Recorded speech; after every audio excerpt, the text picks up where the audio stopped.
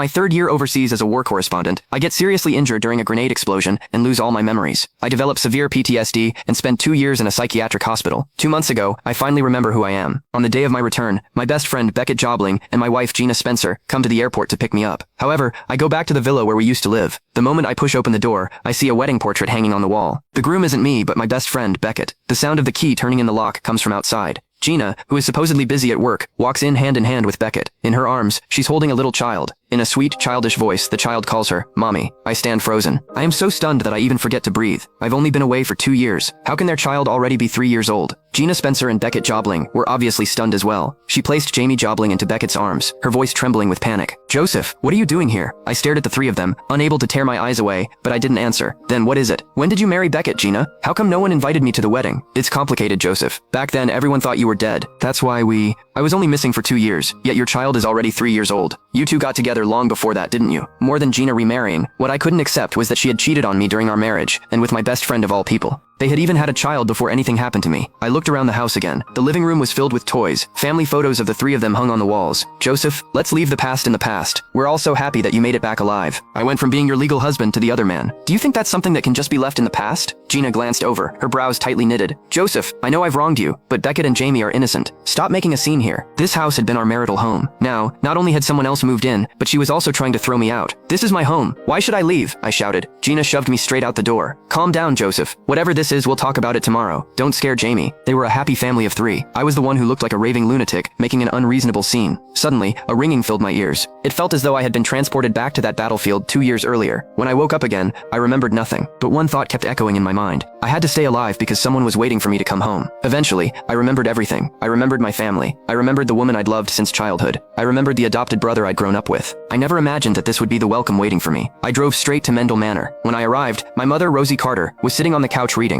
Mom, I'm home. Before I could say another word, a slap landed across my face. You ungrateful brat. How dare you show your face here? I touched my face and looked up at Mom in shock. Weren't you determined to fly off and chase your dreams? Weren't you so set on becoming a war correspondent? Why did you bother coming back? Mom, Gina married Beckett, and they even had a child. Did you know about that? Of course I knew. Both of our families hosted the wedding together. Hearing the commotion, Dad, Dorian Mendel, stormed out with a livid expression on his face. He fumed. We told you not to go overseas, but you insisted. You could have had a comfortable life here, but you just had to throw your life away in a war zone. When you disappeared 2 years ago, we all thought you were dead. Your mother cried every single day. And you? You were alive but never made a single phone call back home. Then, the first thing you did after coming back was to march in here accusing us.